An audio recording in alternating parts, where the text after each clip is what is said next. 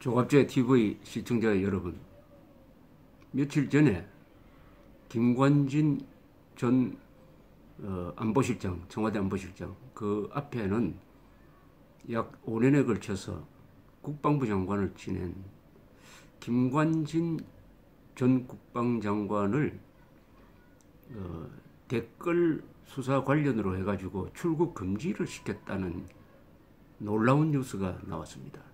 이게 놀라운 뉴스인데 하도 놀라운 뉴스가 많이 나오니까 묻혀 넘어갑니다만은 지난 한 7년 동안 2010년에 천안함 연평도 포격 이후에 국방장관으로 발탁되어서 올해까지 해수로 약 7년 동안 국방을 책임졌던 북한 핵 위기에 대처하는데 가장 한가운데 있었던 사람이 자기가 직접 저지른 범죄도 아니고, 그리고 범죄라는 아직 확정도 없는 상태에서 출국 금지를 시킨다 하면은 이게 어떤 메시지를 주느냐, 우리 군에는 어떤 메시지를 주느냐. 우리 군 장성들인 지금 요 며칠 전에는 현역 육군 대장이 또 구속이 되었습니다. 부인이 공관병을 좀 비인간적으로 대우했다는 게 폭로되고 그것이 수사를 당하는데 민간인은 처벌할 수 없다. 이래 되면 끝내야 되는데 남편을 수사해가지고 그것도 공관병 학대와는 관계없는 무슨 뇌물 혐의, 본인은 부인하고 있답니다. 그러니까 이것은 연좌제이기도 하고, 왜냐하면 부인의 잘못을 남편이 책임지면 이게 연좌제입니다. 그걸 별건 수사입니다. 공관변 학대 유무를 수사를 해야 되는데 그 수사를 하다가 안 되니까 뇌물 혐의로 수사를 해서 구속시켰다. 현역 대장을 30년 이상 복무했다면은 그분의 지도력은 객관적으로 평가받은 거죠. 잇따라서 전 국방장관, 아주 존경받는 국방장관, 그러나 북한 정권이 가장 싫어했던 국방장관, 남한의 종북 좌익 세력들이 가장 싫어했던 국방장관을 출국 금지시켰다. 이거 출국 금지는 준구속입니다. 해외 못 나가게 하니까요. 이게 어떤 메시지를 주겠습니까? 김정은한테는 어떤 메시지를 주겠습니까? 지금 핵 미사일 발사 단추를 누르고 있는 김정은은 남쪽에서 나한테 우리 공화국에 반대했던 자들이 요새 속속 감옥에 가고 있구나, 그렇게 생각할 거고, 그 감옥을 보내는 사람들에 대해서 어떤 생각을 갖고 있겠습니까?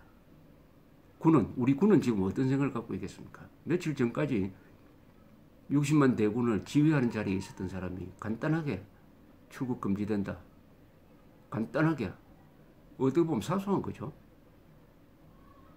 이 국가대사 안보 문제와 댓글로서 선거 부정선거를 할 수가 있습니까? 댓글로서, 더구나 노무현 정부 때는 공개적으로 공무원들한테 댓글을 열심히 쓰라고 장려를 했습니다. 물론 댓글을 써가지고 정치인과 정당을 비판한다면 그건 따져볼 문제입니다. 그런데 정치인과 정당의 간판을 달고 반국가적, 반사회적, 그리고 친북적, 종북적 행동을 하는 사람을 그러면은 비판할 수가 없느냐? 군인이나 국정원이 비판할 수 없느냐? 비판해야 되죠. 아니, 더 비판해야 되죠. 다른 사람 비판해도 되는데 정당이나 정치인은 반역죄를 해도 비판하지 못한다고 하면 헌법 개정해야 됩니다. 헌법 어느 한 조항에 정당과 정치인은 반역죄로부터 면제된다 하는 조항을 새로 신설해야 됩니다. 김관진 장관은 청문회 과정에서 매우 청렴한 군인으로 입증이 되었습니다. 그리고 앞으로 북한이 도발하면은 선 조치하고 후 보고하라, 원점 타격, 이런 조치를 취해서 북한을 떨게 한 사람입니다. 북한을 떨게 한 사람입니다. 최근에 국방장관 또는 육군참모총장 하신 분들 중에 존경받는 사람이 두 사람이에요. 한 사람은 김관진, 우리 군대를 공격형 군대로 만들었다는 점에서 높게 평가받습니다.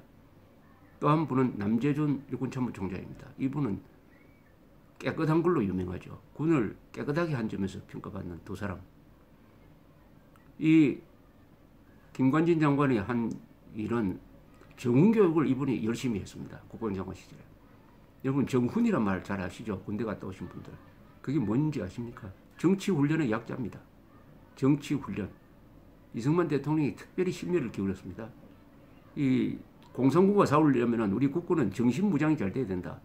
정치교육이 잘 돼야 된다. 이런 뜻이었습니다. 정치교육을 군대는 정치를 알아야 합니다. 특히 인임적으로 무장된 북한군과 싸우려면 공산주의에 대해서 알아야 되고 그 전략 전술에 대해서 알아야 되고 그게 부안내동하는 종북 세력, 친북 세력에 대해서 알아야 합니다.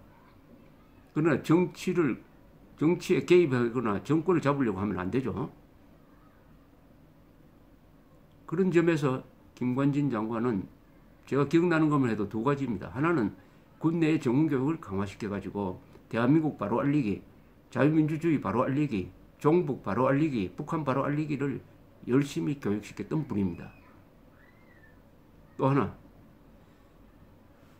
2011년에 한국사 교과서가 얼마나 반국가적, 반국군적 그리고 친북적으로 쓰여졌나 하는 것을 분석하고 나서 이런 교과서로 배운 젊은 사람이 군에 들어오면은 누구를 향해서 총을 쏘아야 될지 모르게 된다.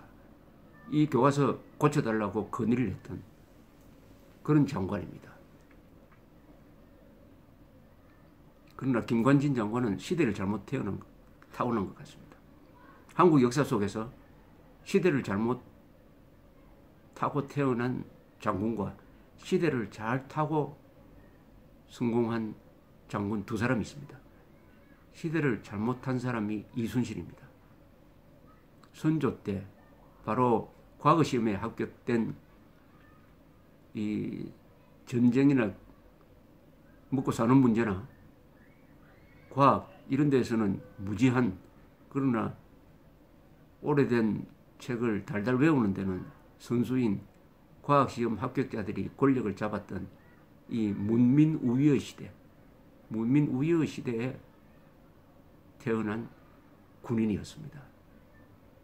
임진왜란을 하면서 광군은 무너졌지만 수군이 버티고 나중에 의병이 일어났습니다.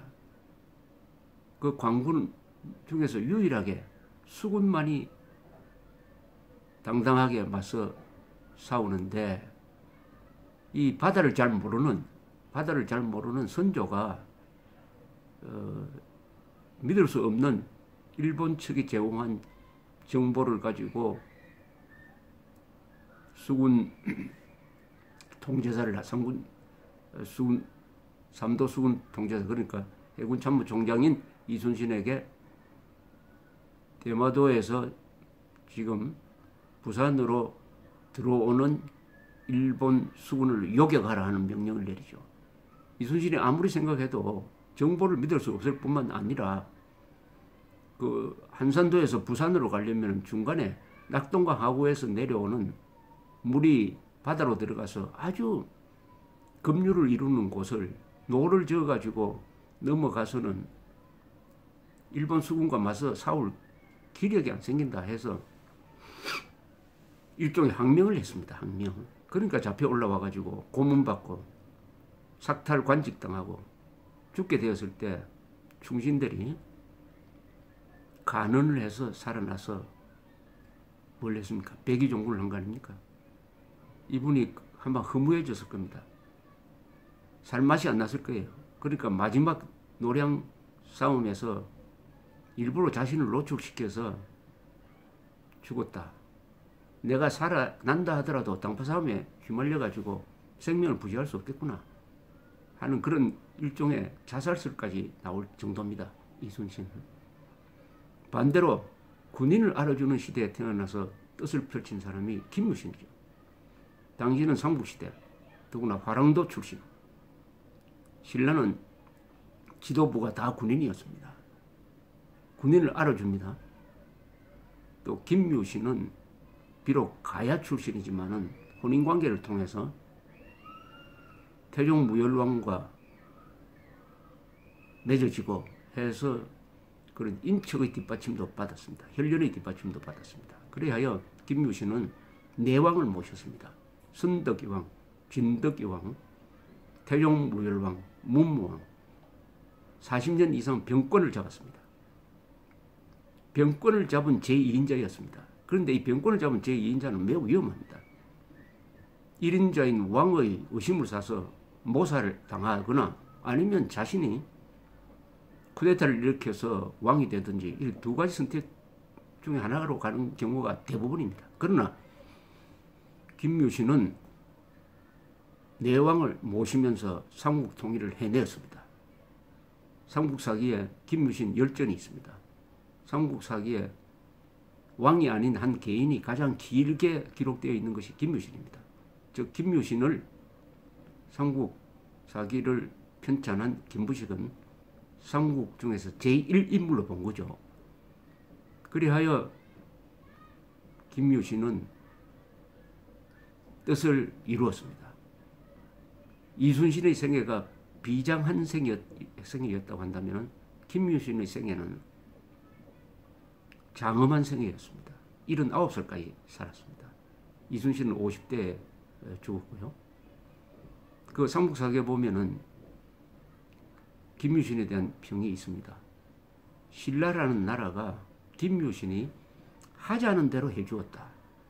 김유신과 나라 사이에는 틈이 없었다. 이렇게 되어 있습니다. 아주 행복한 군인이죠. 물론 김유신이 성골, 진골 출신이 아니니까 신라에서는 왕이 될 수 없는 신분을 타고났습니다. 어쨌든 이 김유신은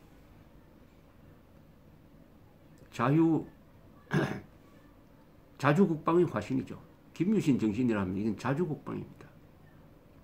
해군은 이순신을 롤 모델로 삼아야 되고 우리 육군은 김유신을 롤 모델로 삼아야 합니다.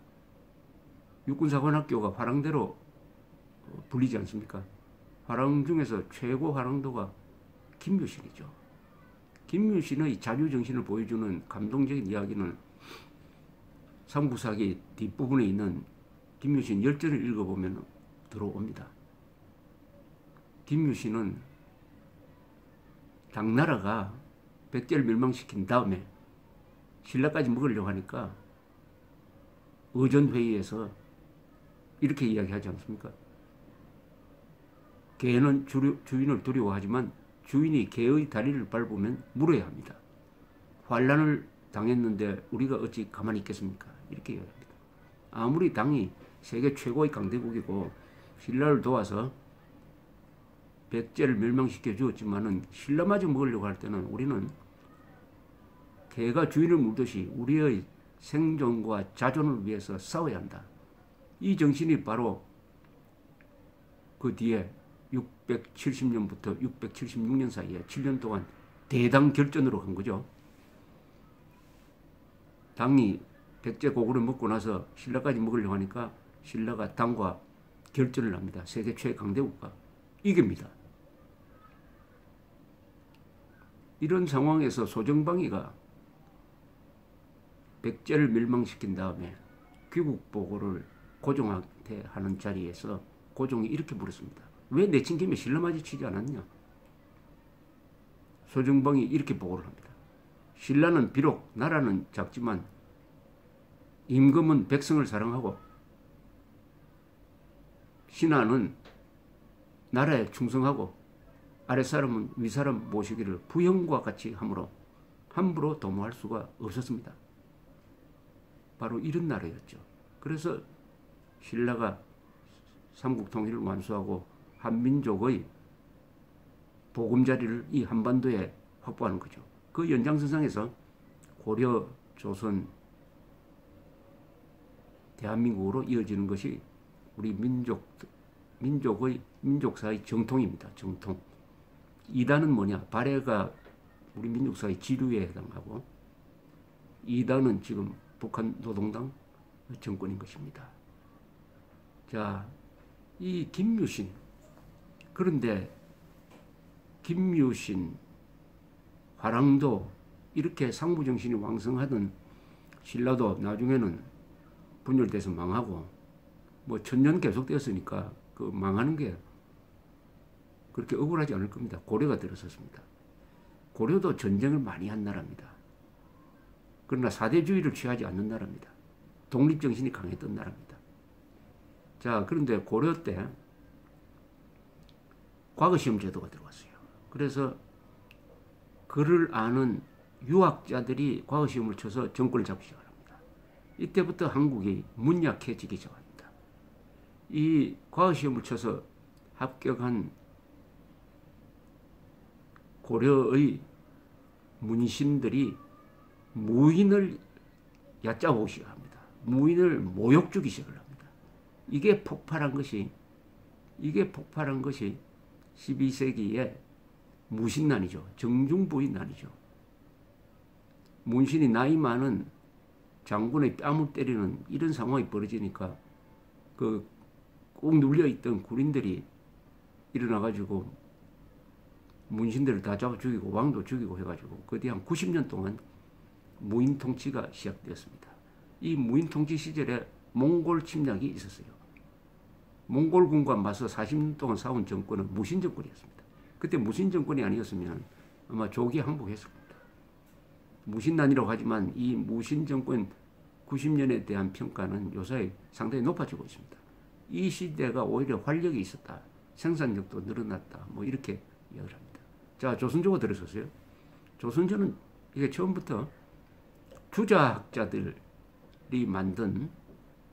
주자학도들이 만든 젊은 개혁 정신에 불타는 불교의 쇠퇴, 불교의 만행에 분노한 정도전 같은 주자학자들이 세운 나라입니다. 그래서 주자학을 통치 이데올로기로 하면서 자연스럽게 문민 통치가 더 강화되었습니다. 그리고 외교 정책은 오로지 명에 충성을 한다. 명을 아버지 국가로 모신다. 사대주의를 취하게 되었습니다. 사대주의의 핵심은 외침을 받아도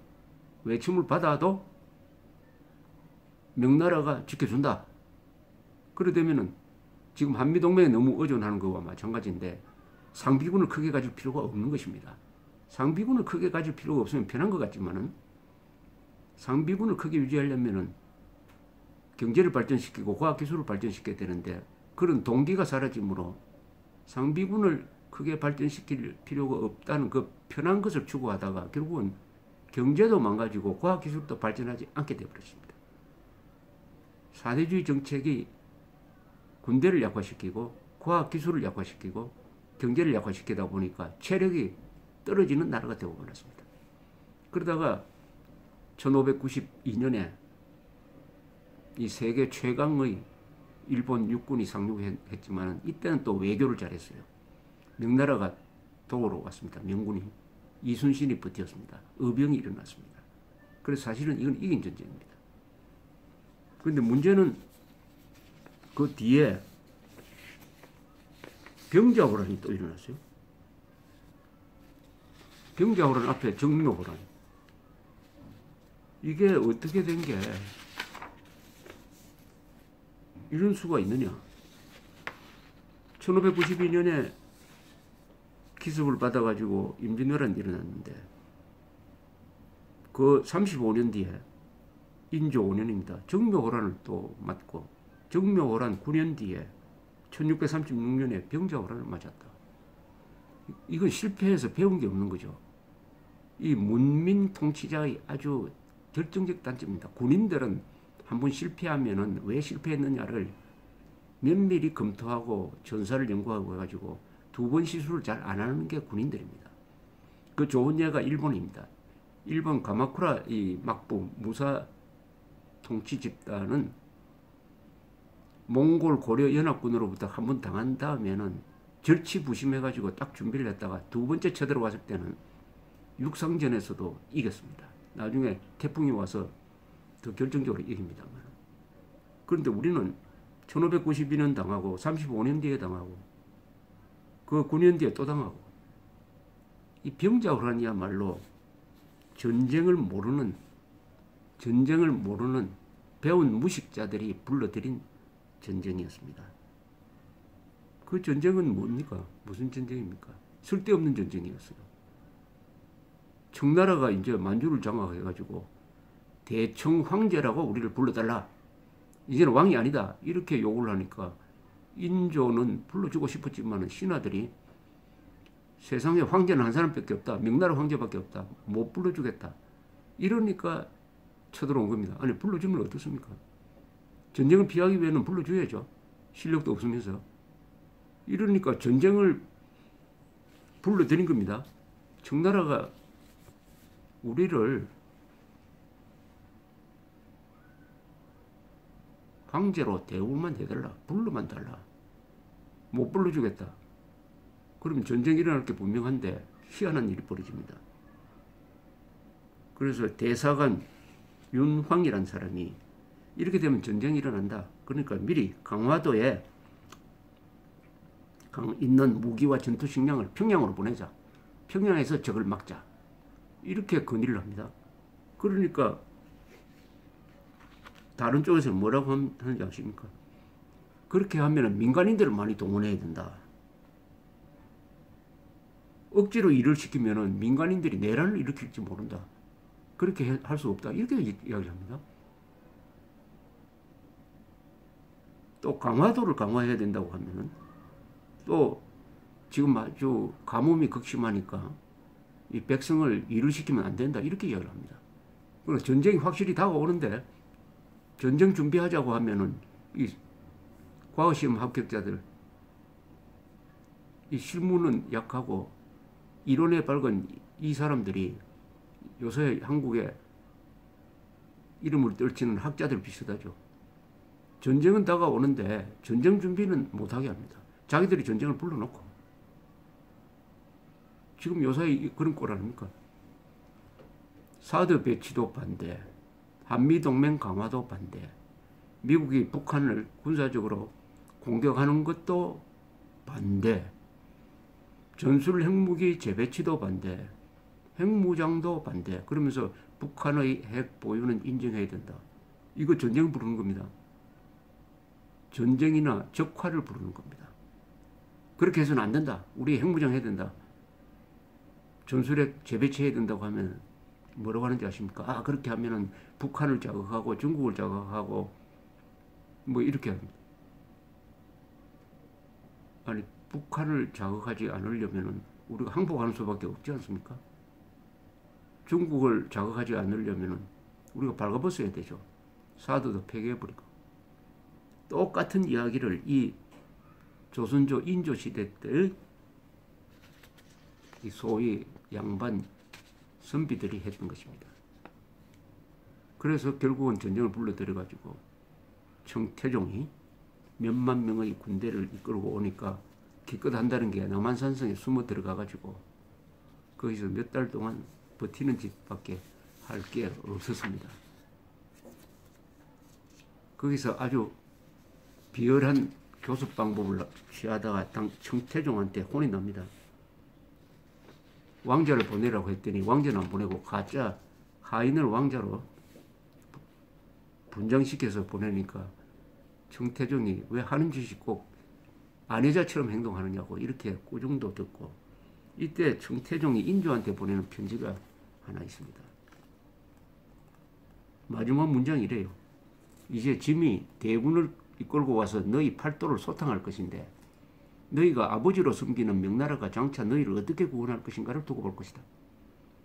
자식의 위급함이 경각에 달렸는데 부모된 자가 어찌 구원하지 않을 수 있겠는가. 만일 그렇지 않다면 내가 스스로 무고한 백성들을 물불속으로 몰아넣은 격이니 억조 중생들이 어찌 너를 탓하지 않으랴. 내가 할 말이 있거든 서슴지 말고 분명하게 말해보라.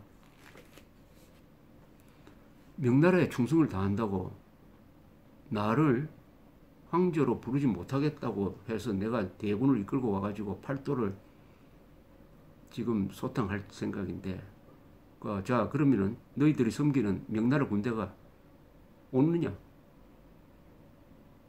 안 오면은 너가 바로 어리석은 짓을 해가지고 백성들을 도탄에 빠지게 한 거 아니냐? 이렇게 지적하고 있는 것입니다. 지금 무조건적으로 전쟁이면 무조건 싫다. 하는 이 대한민국의 집권 세력이 인조와 같은 짓을 지금 하고 있는 거 아닙니까? 전쟁이 일어날 수 있는, 그리고 북한이 핵무장한 상황을 다 방조해놓고 이제 와서 우리가 자위적 조치를 취해야 된다라는 이 국민들의 움직임, 60% 이상의 국민들이 그렇게 생각하는데 그것을 냉소적으로 거부를 하고 전쟁은 무조건 싫고 평화가 최고다, 이렇게 이야기를 합니다. 미안하지만 전쟁은 인간이 있는 한, 국가가 있는 한 절대 없어지지 않습니다. 우리 인류 역사상 전쟁이 없었던 시기는 없습니다. 아무리 민주주의가 발전하고 사람의 지식이 발전해도 전쟁은 더 많이 일어납니다. 20세기 한번 보십시오. 1차 세계대전, 2차 세계대전, 한국전쟁, 베트남전쟁, 수백만에서 수천만 명이 죽는 전쟁. 지금 콩고에서 말이죠. 별로 보도되지 않는 이 콩고에서는 지난 한 10여 년 동안 300만이 죽는 내전이 지금도 계속되고 있습니다. 그러나 보도를 안 합니다. 무관심합니다. 저기는. 전쟁은 인간이 있는 한 없어지지 않습니다. 그러면 전쟁은 무조건 나쁘다고 하면은 지금 이 집권 세력이 그런 생각인데, 6.25 때 이승만은 평화를 위해서 항복했어야 됩니다. 신라는 평화를 위해서 당에 복종했어야 됩니다. 그러니까 대당 결전을 안 했어야 됩니다. 대당 결전을 지금 한국의 무조건적 평화주의자처럼 김유신, 문무왕이 대당 결전을 포기하고 자기들끼리 잘 먹고 잘 사는 길을 선택했으면 한민족 없어졌습니다. 오늘날 우리가 한민족으로 존재하는 것은 그때 전쟁을 선택한 덕분입니다. 임진왜란이 일어났을 때 유승룡이 선조를 모시고 만주로 가버렸으면 조선은 없어졌습니다. 이순신이 결사항전하지 않았으면 조선은 없어졌습니다. 6.25 때 이승만이 국군과 함께 결사항전하지 않았으면 저나 여러분들은 지금 김정은 치하에서 살고 있을 것입니다. 그것은 평균 수명이 70세라는 이야기입니다. 저는 이미 땅속으로 들어갔어요. 대한민국이 이렇게 존재하는 것은 전쟁, 굴복이냐 전쟁이냐고 했을 때 전쟁을 선택한 덕분입니다. 그렇다면 전쟁을 알아야 되고 전쟁을 수행하는 군인들을 잘 대우해야 됩니다. 그들의 명예심을 손상해서는 안 됩니다. 필요하면은 그분들은, 군인들은 나라를 위해서 목숨을 바칠 사람들입니다. 우리를 위해서 목숨을 바칠 사람들입니다. 그런데 어떻게 육군 대장을 부인의 잘못을 걸어가지고 구속시키고 7년 동안 60만 군대를 지휘했던 김관진 전 장관을 반역죄도 아닌데, 살인죄를 저지른 사람도 아닌데, 뇌물 받은 것도 아닌데 어떻게 출국 금지를 시킬 수가 있습니까? 김관진 장관의 출국 금지를 보면서 이순신의 백의종군을 생각을 했습니다. 군인을 알아주는 시대에 태어났던 김유신의 장엄한 생애와 군인을 멸시하는 시대에 태어났던 이순신의 비장한 생애를 생각했습니다. 감사합니다.